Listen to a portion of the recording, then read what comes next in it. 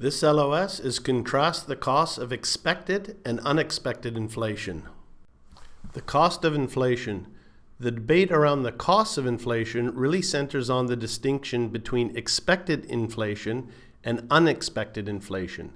Expected inflation is clearly the level of inflation that economic agents expect in the future.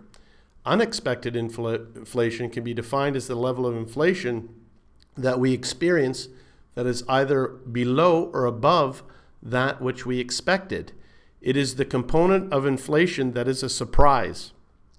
Expected inflation can give rise to menu costs or shoe leather costs.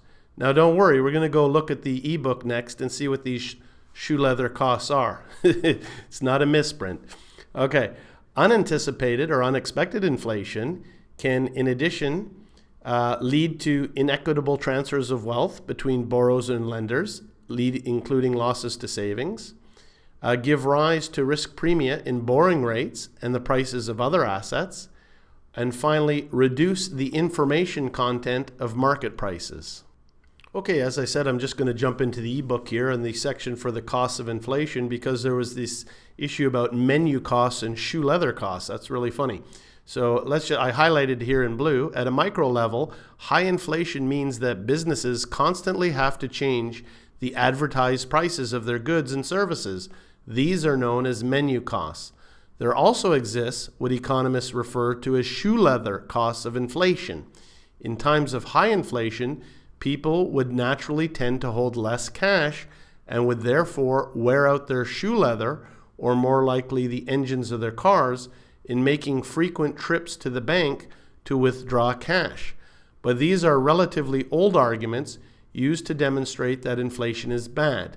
In a modern economy, with the internet and with transactions becoming increasingly cashless, these costs associated with inflation will be lower today than they have been in the past.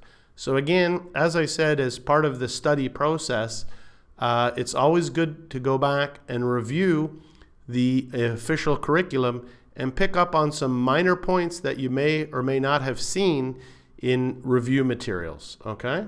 Again, all the blue boxes and all the practice problems at the end of every reading as well, okay? So this is an interesting one, as I said, highlight this issue with regards to shoe leather costs. And that could be fair game with regards to a multiple choice question on the exam.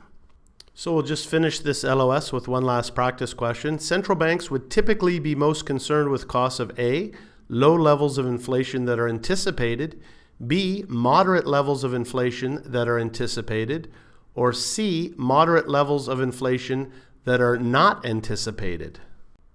Okay, I think that question was pretty easy. Central banks would typically be most concerned with costs of moderate level inflations that are not anticipated. C is the only one that had the word not anticipated, and we know that leads to issues.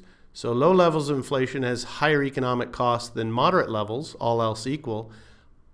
Unanticipated inflation has greater costs than anticipated inflation. So C is correct. And that's the last slide for this LOS. Thank you.